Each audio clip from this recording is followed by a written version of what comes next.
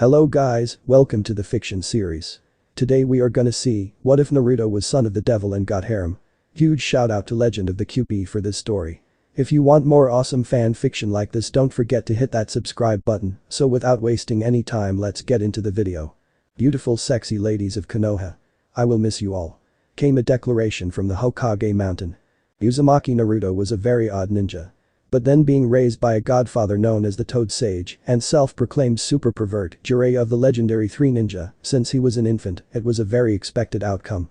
Both had lost track of the beatings they received from angry women over the years, though Naruto had somehow had better luck with the ladies compared to his godfather, likely due to the positive influence from Tsunade and Shizune.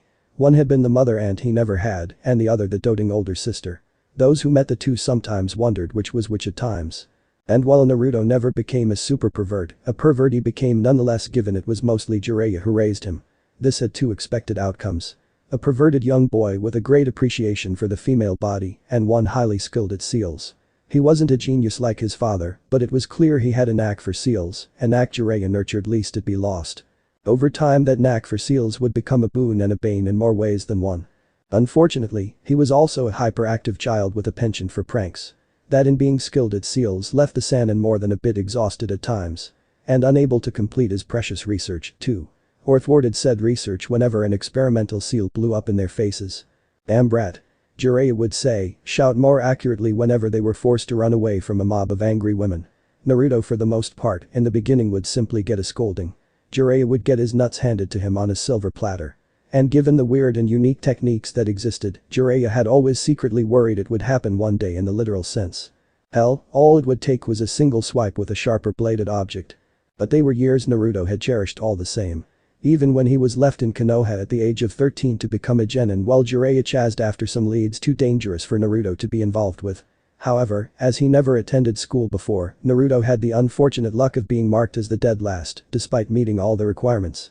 In the end, he'd been teamed up with a skilled emo with a stick up his ass, an intelligent but flat-chested fangirl with explosive anger, and a highly reputed teacher with his nose stuck in Jiraiya's books.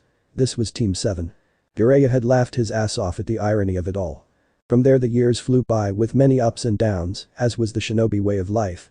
Naruto earned a reputation as a prankster and seal user and pervert in Konoha, earning the moniker the Sado no Kimki no Sairai, second coming of the village's madness.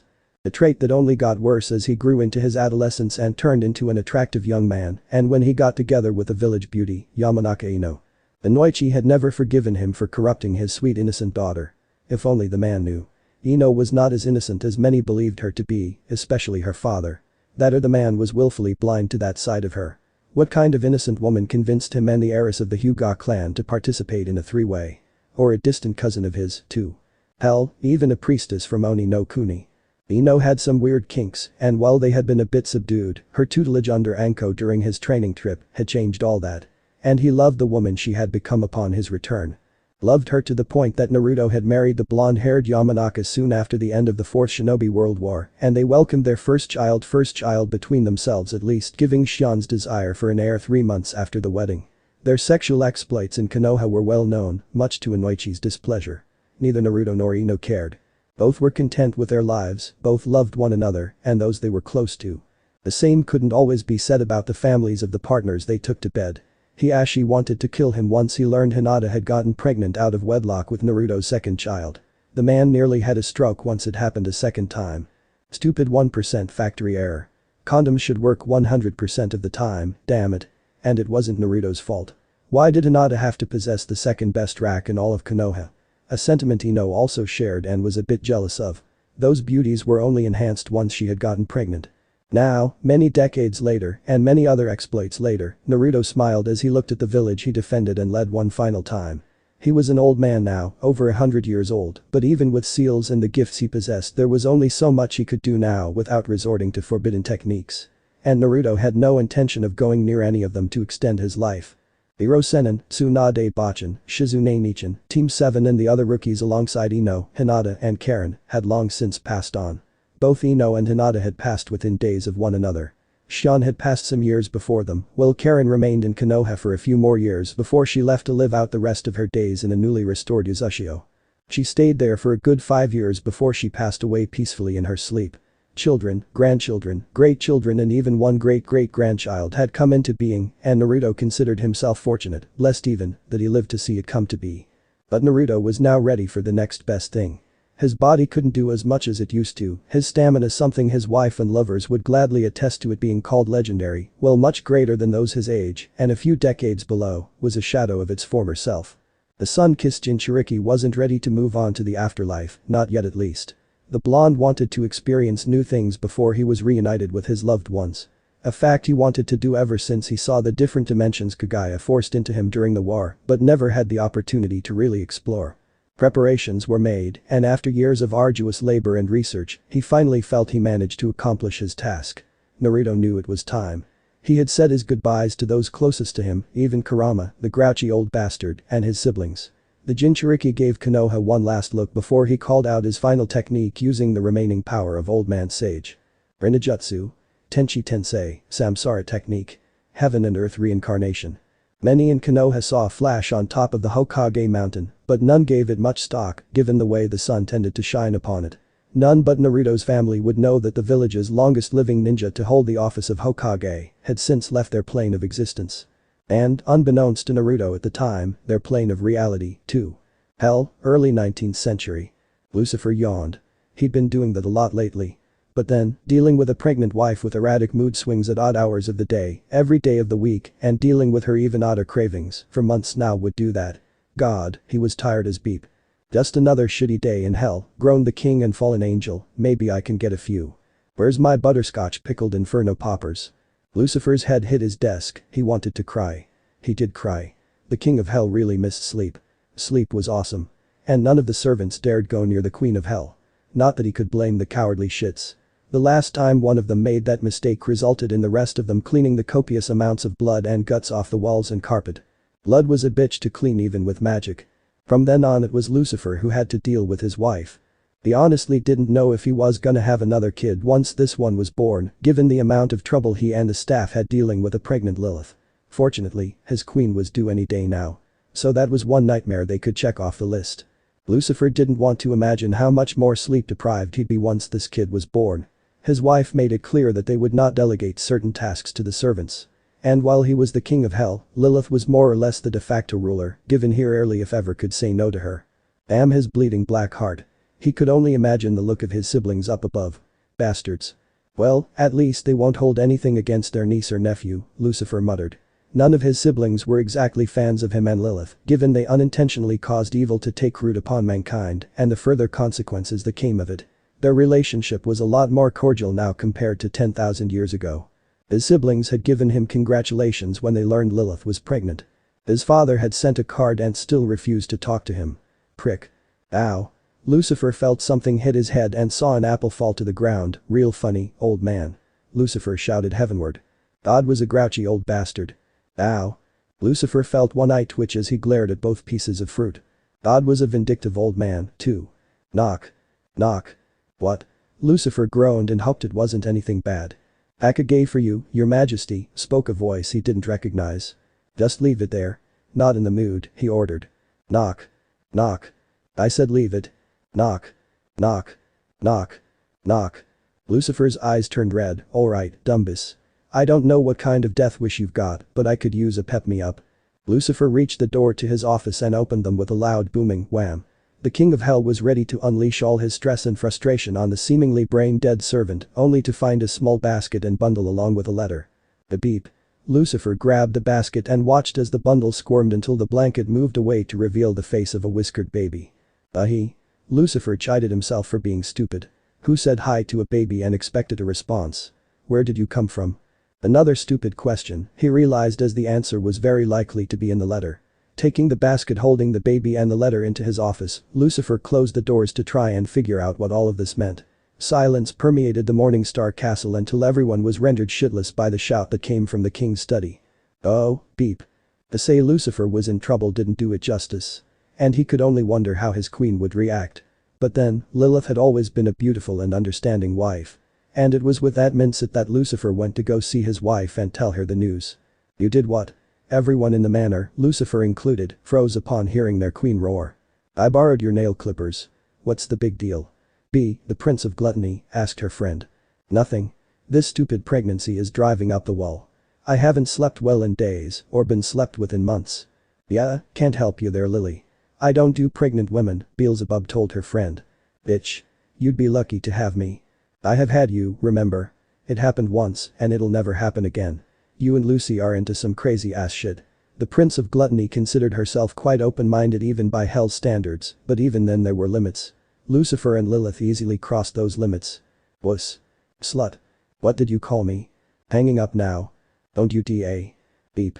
Beep. Beep. Brarg. Bad time? Lucifer asked. Lilith turned to her husband, but froze upon seeing the basket that held a baby and the letter in his hand. Lucifer didn't have time to react as she grabbed the letter and quickly read its contents. In hindsight, Lucifer quickly recognized the fact that he probably should have waited for Lilith to calm down before informing her. Double so when the castle shook and windows shattered from her fury. You son of a bitch.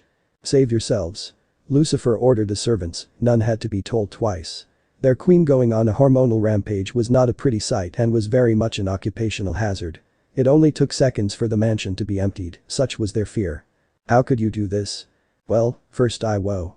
Right, not the best time for jokes. You know what I meant. Lilith wasn't in the mood for her husband's awkward humor, how could you impregnate my sister? Lucifer ducked and shifted his form as fireballs, books, furniture, and a spiked rubber ducky were sent his way. If you'll recall whoa. You were part of that threesome. He transformed into a mouse when she threw another object, in fact, you're the one who suggested it to Eve.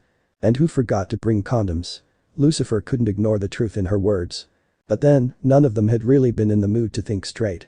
Damn tequila satanica. It was the only booze in hell that could get both Satan and Beelzebub wasted, which was why the two sins collaborated together to make it. While he was reminiscing, Lilith remained pissed, tired, horny, sad, and needed to vent. God, was pregnancy equal parts exhausting and frustrating, Rarg. Wait, where did you get that piano? Lucifer wondered. Crash. Beep. That was a close one. At least he had cover now. Honey, you okay? Lucifer popped his head out from behind the piano. And got hit in the face with an apple for his troubles. Ow. Damn that sexy woman. Damn apples. He was starting to dislike his favorite fruit at the moment. Honey, if this is another trick. Lucifer really didn't want to get hit with another apple, Lilith had quite the throwing arm. The baby's coming. Shit. Ooh. My freaking nards. Lucifer coughed blood and fell to his knees as another apple crashed into his tenders. Why did he fall for that? It was the oldest trick in the book. Hell, he invented it. The baby is ing. You deserve THIT nonetheless. Fair enough, Lucifer couldn't dispute that even if he wanted to.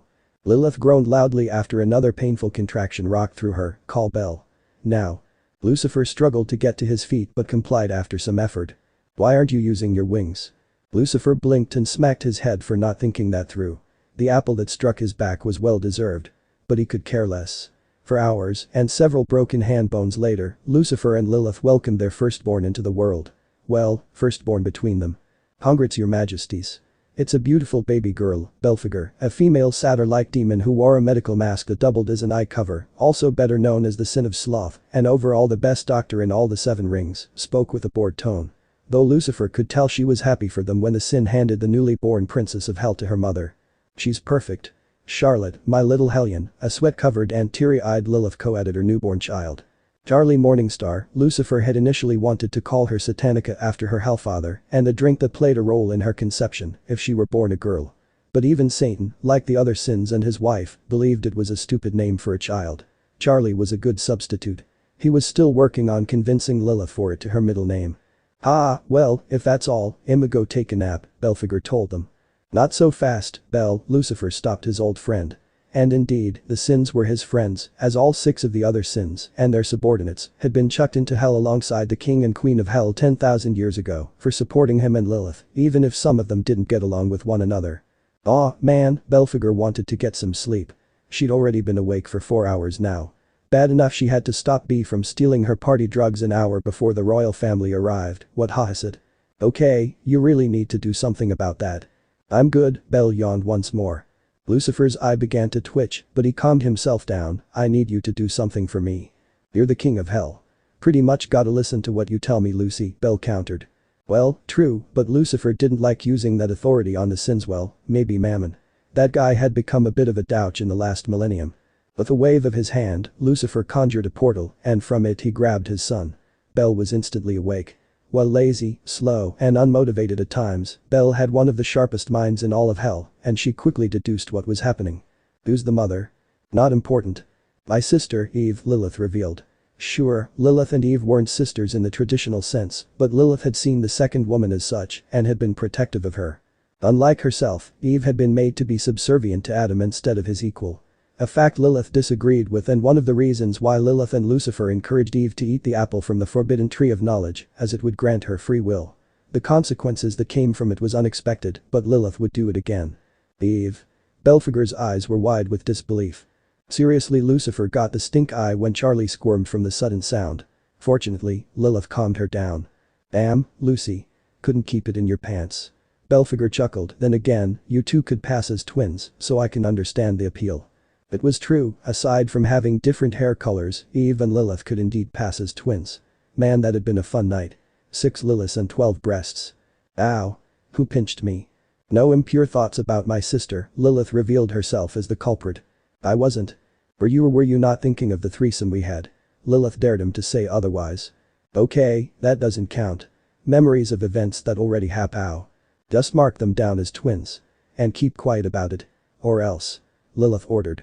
Belphegor merely yawned, her previous alertness had quickly evaporated and she was not the least bit scared, or she was too tired to be scared. Yeah, sure, whatever. Don't really care. The sin of sloth waved her hand and the birth certificate showed both Charlie Morningstar and… What's his name? Naruto. His name's Naruto, an odd choice for a name, but it was the name Eve had decided on. Lucifer would honor her wish. A Japanese name? Whatever, not her business, nor did Belphegor care really, but why's he here anyway? Both Lucifer and Lilith frowned as they recalled Eve's warning in her letter, and both husband and wife answered as one, Adam. Belphegor didn't need to know more than that. Adam wasn't the highest authority in heaven, but he was influential and had many privileges many lacked, given he was considered a favorite of God by many. And under no circumstances would he allow a son of Lucifer to live in heaven. Hell, he wouldn't allow a son of Lucifer to live at all if he had his way. Much like Lilith, Eve had long since left Adam once she ascended to heaven. Hey, it was till death do they part, and when they both died they were no longer considered man and wife. A fact Eve greatly relished. Adam wasn't exactly the best of husband or father really. In fact, Eve spent most of her time outside of heaven because of it, but a child of Lucifer would easily be on heaven's radar in the mortal realm. They had their ways of knowing, and Lilith could only imagine how much effort it had taken Eve to ensure none of this was discovered. Got it? Now, who's gonna be marked as the firstborn? Technically the son was the eldest, but they were lying about them being twins, so what's one more lie? Doesn't matter, Lilith told the sin and grabbed her nephew's son from her husband's arms. And it didn't. Hell, for the most part, didn't do the whole who was born first thing when it came to leadership among families. It was who was the strongest and most cunning. Either way, both were a prince and princess of hell. And she knew both would go on to do great things. Almost 2 centuries later, 7 years before HazbinHotel. The picking, asshole. Herc. Doesn't he know who I am? I'm gonna throw up. And the demon and rising pop star known as Verosika Mayday did just that. Oh, my Satan. What the hell is wrong with you? Shire talking too loud. You threw up on my baby, you bitch. Blah. Verosika had to squint her eyes, but once they focused it was clear that she, indeed, threw up on a baby. Which would explain why the infant's mother punched the side of the pop star's face. Beeping drunk, the woman was heard muttering. Yeah, that right, run away, they all run away from Methy, all leave Meblerg. Verosika threw up once again. Need help? Who herc CK off? Verosika told whoever asked. Yeah, no offense, little lady, but you're not looking so well. I said Beepo Bleerg. The individual sighed, come on. Up you come. And if you throw up on me you're paying for the cleaning. Make, Verosika giggled as she felt herself being lifted. Ooh, you're strong. Thanks. And you pew. Reek of Beelzejuicy, a lot of Beelzejus. I'm fine. Is fine. Oh, please don't puke on me, the voice begged. Tick. Dot. Tick. Tick. Oh, thank God.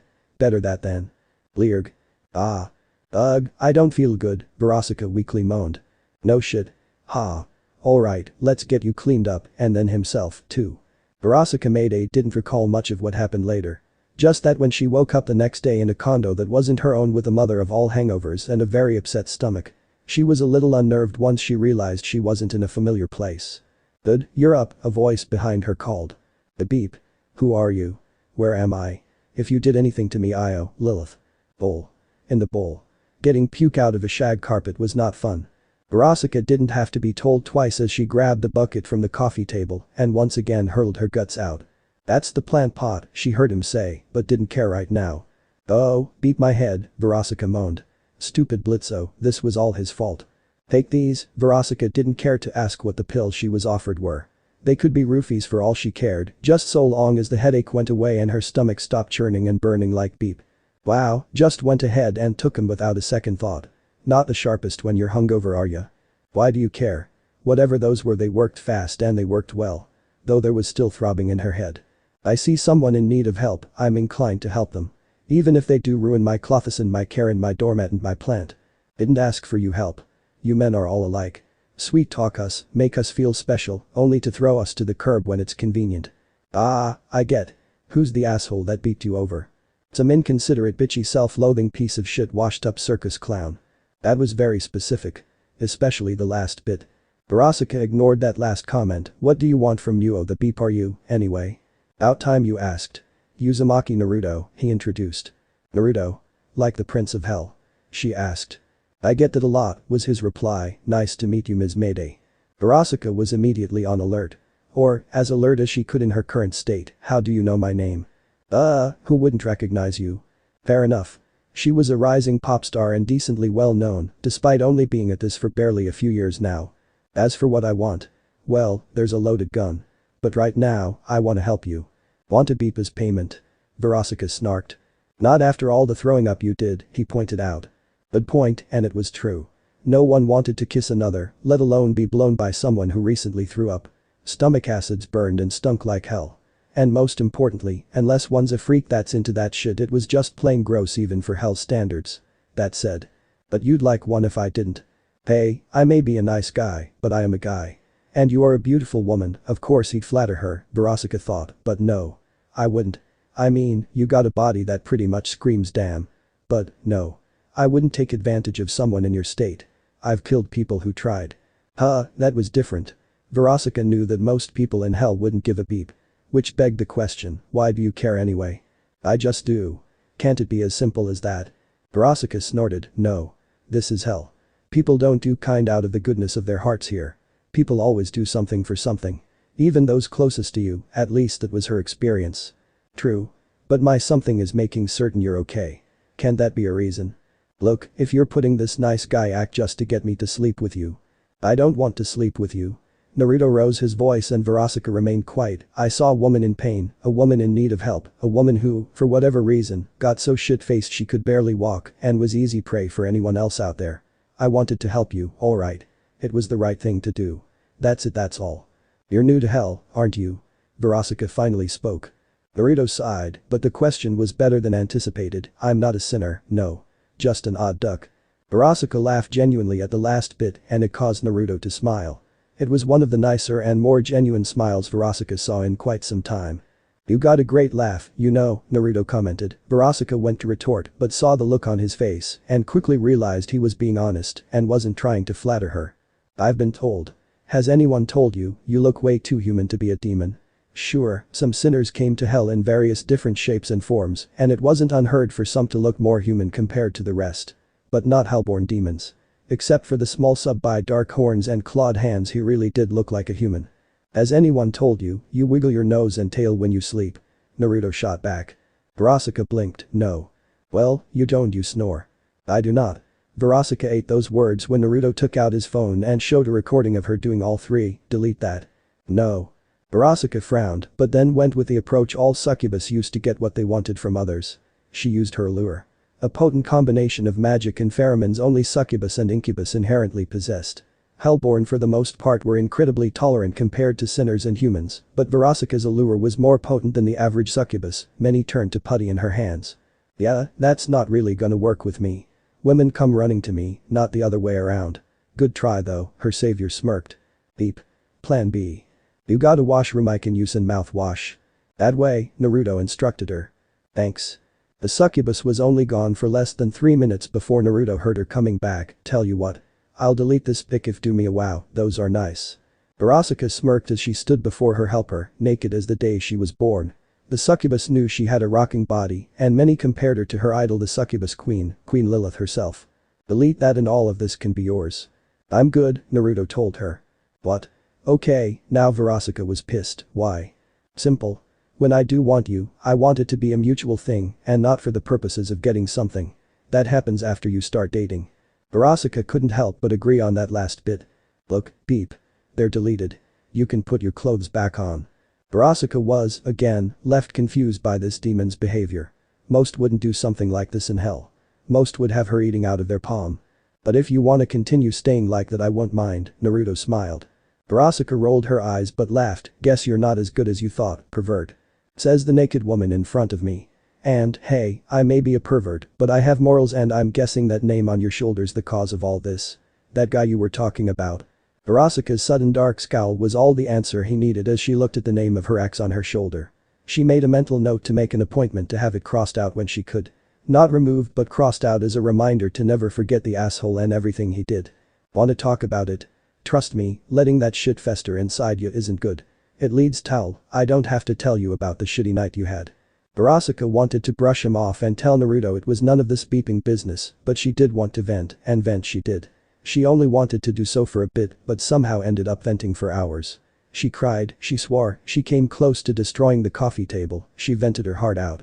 She did all those while nude, so it was hard for Naruto to concentrate until her gave her a house robe. And how does he break up with me? He runs off on our third beeping anniversary, no less. Leaving me to pay for the damages he caused to the hotel's luxury room, steals and wrecks my car, well he ran 3 rings around Wrath and maxed out all of my credit cards on shitty horse riding lessons and other useless shit. And hell, unlike Earth, didn't deal with credit card fraud or theft. No one gave a shit about that. The companies just wanted their money, not excuses. If someone didn't pay, they'd be lucky if enforcers came a-knocking and simply took their hands alongside their possessions. And so now, I need to find a way to pay back those assholes, repair my car, and I've got a place I can't afford anymore.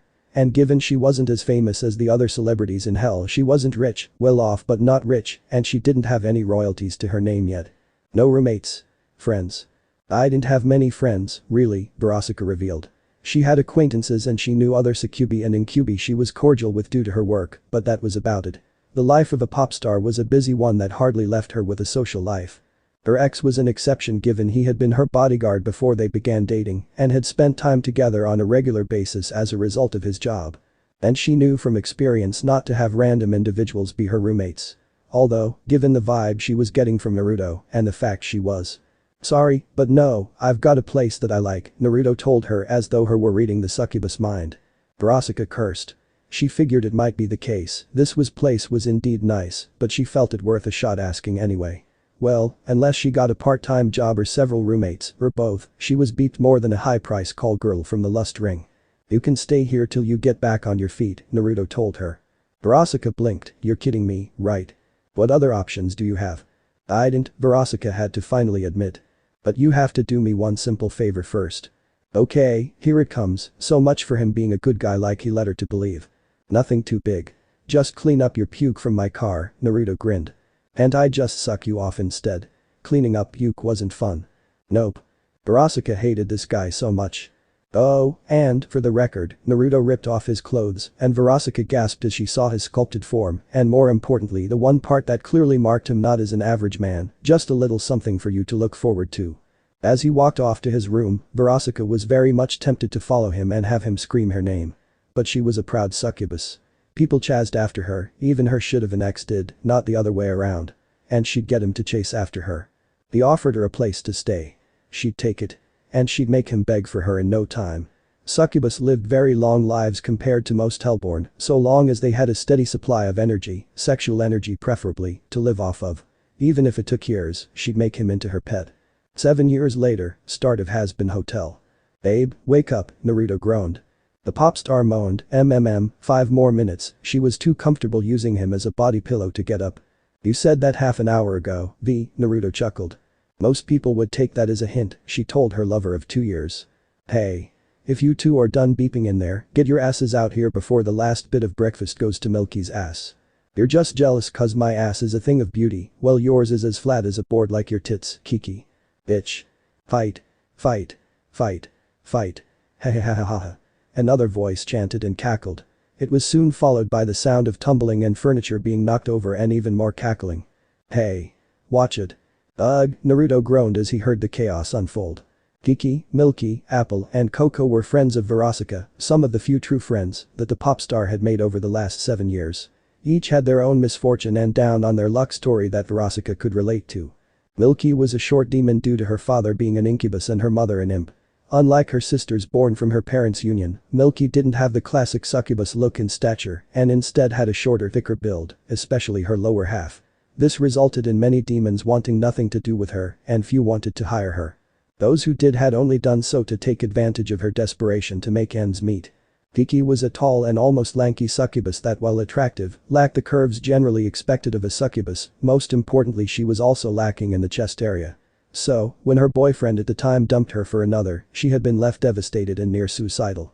Much like Verosika, Kiki had believed her ex to be her destined one, only to have her heart broken. Apple was a succubus that was very much like Naruto in his past life, very hyperactive and full of energy, and a bit crazy. And given Hell didn't really give a shit about mental health, Hell had therapists, oddly enough. But they weren't very good. Apple had become a party girl that had unfortunately fallen into the wrong crowd and had developed a bit of a drug problem for the longest time until she, like Verosika, had gone into rehab. It was how the two met. Coco, the last and final succubus, was the odd woman out compared to the rest of them, as she didn't have as much of a sad background as the other three. The succubus was a talented makeup artist and clothes designer, and she had been quite sought after, too. Unfortunately, that talent meant nothing when you couldn't find work after refusing to work for an overlord who didn't like sharing the spotlight and had a monopoly in pride and a presence in the other rings, too. Somehow all four in one way or another ended up working for Verosika, and then some time down the line they started living at Naruto's place. It was chaotic at times, but he wouldn't change it. That being said. Remind me why I agreed with letting them live here again. Want me to show you what I did to convince you instead? Verosika asked with sultry tone. Much as I would love a repeat of that, and I really would, I've got work to do so there isn't enough time for you to do it right, Verosika pouted at his reluctant refusal. But I'm wet. And I'm hard but wait, what am I saying, it could wait a few minutes. Beep. Verosika squealed upon suddenly finding herself on her back and looking into her lover's eyes. Quickie. Quickie, he nodded. Wham. Oh, come on, guys. Naruto growled. So much for a quickie. You promised I'd get to join the next round, Kiki whined. Naruto wanted to retort, but a promise was a promise, ha. Fine, hop in. Milky finished breakfast anyway, right? Kiki and Verosika both gave him a deadpan look, right, dumb question. Yep. And on another note. Banzai. Kiki's clothes vanished as she jumped on Naruto's back and began to nibble on his ear, while Verosika nibbled on the other. The blonde tried and failed to prevent a moan that threatened to escape his mouth as the two Kyuubi went to work. God damn, he loved his new life. You're late, a voice told him as he entered the dining room. Sorry, Mom, Naruto winced. His mother hated tardiness. He had a good reason for it though. Well, 2 good reasons. Well, you're making me grandchildren, so I'll let it slide, she laughed. Mom, it was always about grandchildren with her. I'm not getting any younger. You're over 10,000 years old and immortal to boot. You can wait a while longer. No, I can't, said the Queen of Hell, I want grandbabies to spoil, and I want them now. And with your sister dating Veggie. Baggy, Naruto corrected. Why couldn't his parents remember names properly? The point is this. Make me grandchildren soon, or I'm introducing myself to her. Not cool. Yes, in the 7 years Naruto and Verosika knew one another, not once did he reveal his identity as the Prince of Hell and the heir to the throne of Hell to his girlfriend. Given everything that was happening and how the hell was, Naruto felt it was safer that way. Charlie was unfortunately seen as a joke due to her views, so many thought her value was much less compared to him, so she was pretty much left alone. Naruto hadn't lucked out even with him being in the top 10.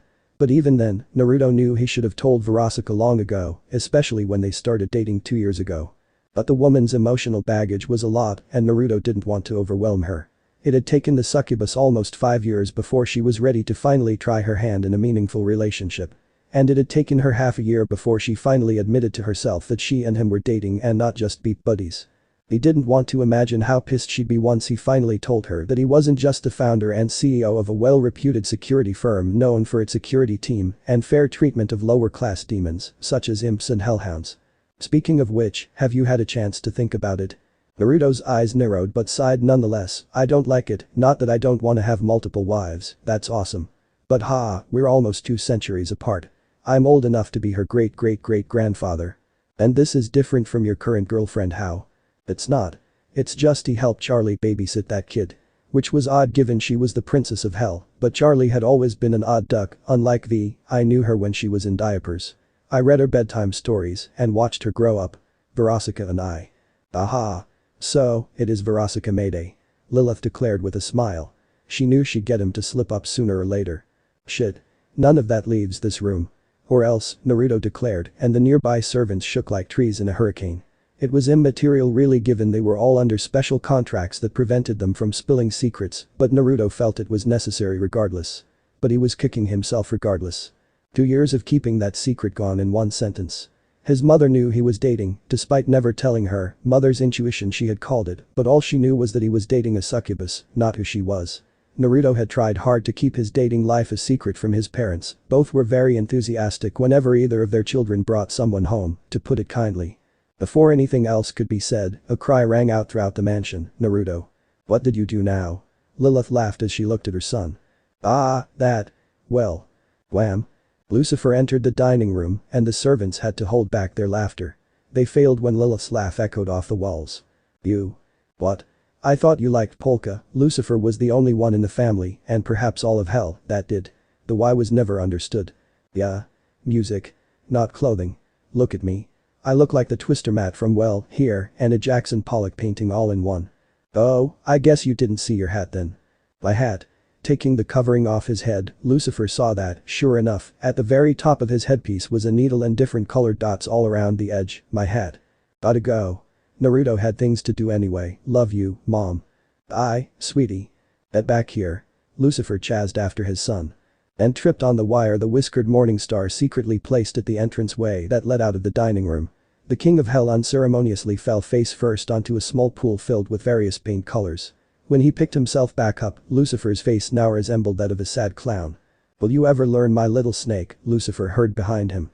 Not now, my hot apple pie, I've got a son to kill.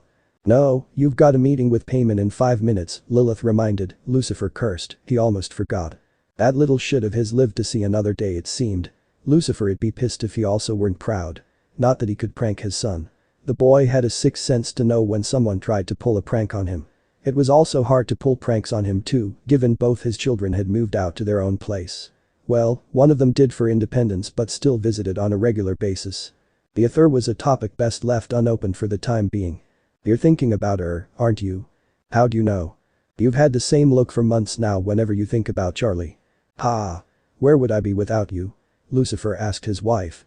Correct, Lilith teased, though both knew it had come close to it at one point.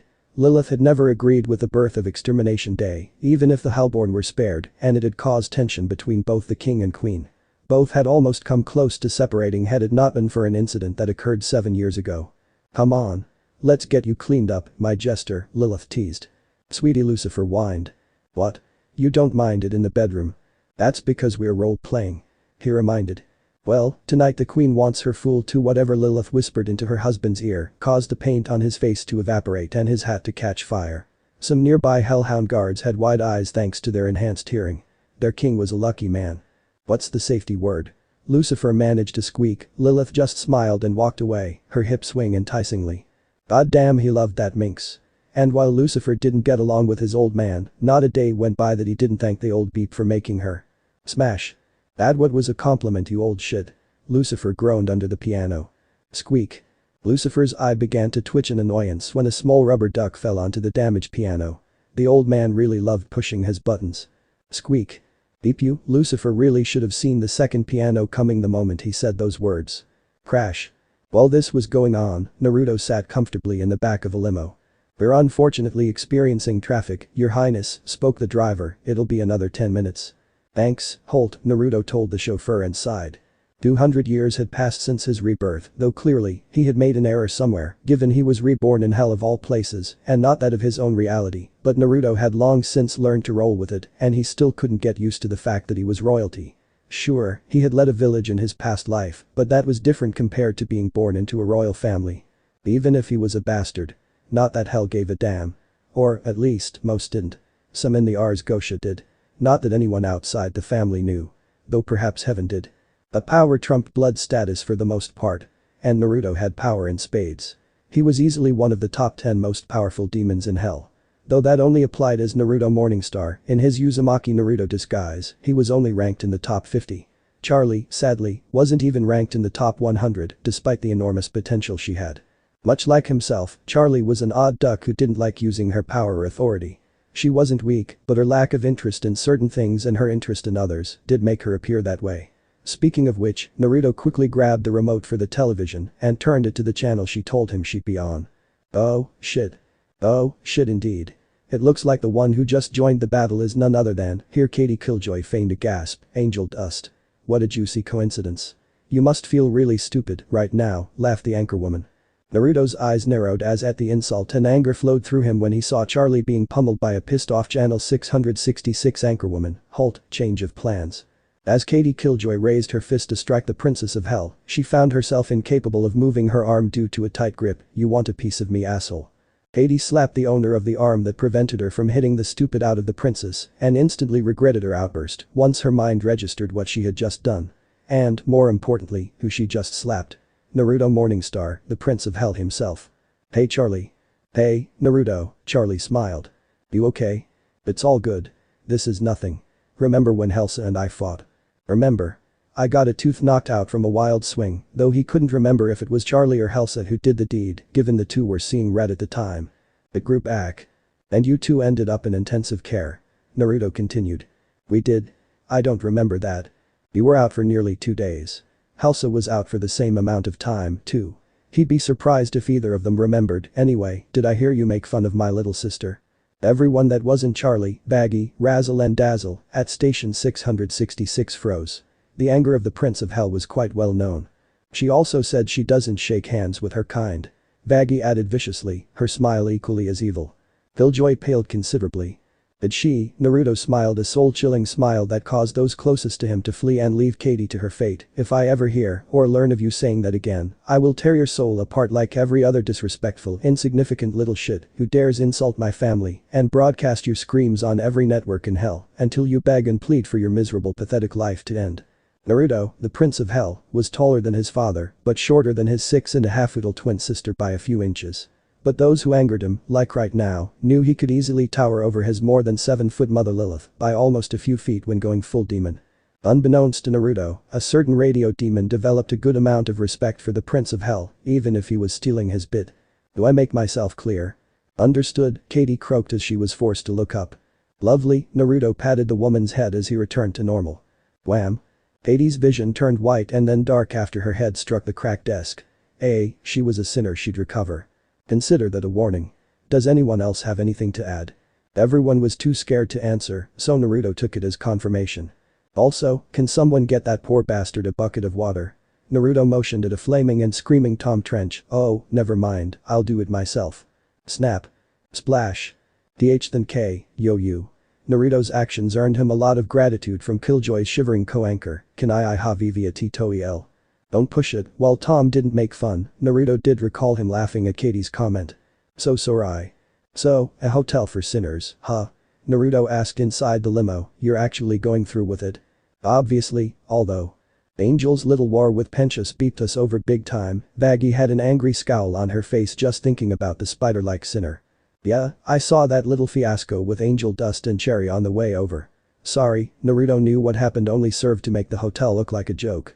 But then, one couldn't expect another to change their ways immediately. Rome wasn't built in a day, you know, and even then, there were hiccups in the beginning. Yeah, I guess, Charlie answered, but Naruto frowned. But. Charlie sighed, I wish Dad had as much faith in me as you and Mom did.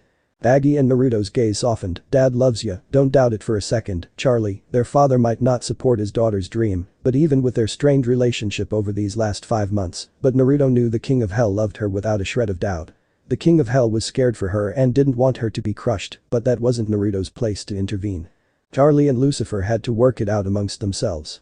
Look, if it makes you feel any better, here, Naruto gave Charlie photos of his morning prank on the King of Hell. Ha. Oh ho, God, he must have been so pissed. Charlie laughed. Yeah, well, I can't go back home for the next little while. Both Naruto and Charlie shuddered. Neither knew why, but at the end of his pranks, it somehow always ended up with their parents becoming nauseatingly frisky and loud. So. Very. Loud. Naruto personally believed it was done as a form of punishment. I'm still surprised you two don't have any more siblings, Vaggie commented. She had been a witness to the king and queen of Hell's love for one another and the frequency of their coupling. Pretty sure Hell signed a petition pleading her not to. Apparently Lilith had very volatile and destructive mood swings. I couldn't have been that bad. Our mother was pretty much the cause of Mount Tambora erupting in 1815 when Dad failed to satisfy a certain craving, Charlie told her girlfriend of 3 years. It killed 250,000 people, and that number was almost doubled in Hell. Yipes, Vaggie winced and made a note not to piss off the Queen of Hell. Yeah, Charlie nodded. By the way, Naruto, I was wondering if you had any tips. Tips? Yeah, after Extermination Day ended a few days ago, Heaven told him they want to hold a meeting next week. Dad's busy so he asked me to go instead. He did? What's that supposed to mean? Nothing. I thought he would have had Mom attend instead, Naruto quickly answered. Yeah, apparently they made it clear they didn't want her there. Something about trying to avoid a manslaughter. Ah, well, Naruto had more than a few guesses on who was gonna be there then if they wanted to avoid such an incident. Plus, Mom's on tour in Las Vegas that week so it works out well for me to pitch my idea, Charlie smiled. Both Vaggie and Charlie shared worried glances. Naruto never had siblings before, though he considered Shizune the older sister he never had, but when he learned he had been reborn in world with a twin, despite not actually being his twin, he felt protective of her. Just don't get your hopes up too high, Char. When I was the ambassador for Hell, it took me a long time to convince Heaven to accept some of my plans and ideas. And even then, it wasn't without its hiccups, especially with Adam advocating the opposite, not saying it's impossible, just don't expect immediate results and mitigate your expectations. This is uncharted territory. I know, but. That said, I'll help out however I can, Naruto informed her. Why do you always know what to say? Charlie smiled at him. I'm your brother. It's my job to look after my goofy-go-the little sis, he grinned sharply, and Vaggie bit back a snort. Charlie, however, wasn't amused. Ugh, you're never gonna stop calling me that, are you? What do you think, Braceface? Naruto laughed. You promised never to call me that again. The look her braces gave her hadn't been her favorite. I lied. Poking fun at you is my other role as your big brother, was Naruto's cheeky reply. It was ironic. The people of Hell had magic and unique abilities, yet they needed actual dentists to correct their teeth. Go figure. Die. Ah. Not the ears. Ow. Not the face. Ooh-oh. Okay, the face. The face. Better the face than the crotch. It felt good by comparison. Just another day in Hell. So this part ends here. Alright, that's it for today's video guys. Let me know in the comments section how was the story, and also don't forget to like, share and subscribe. I will meet you in another video. Bye bye.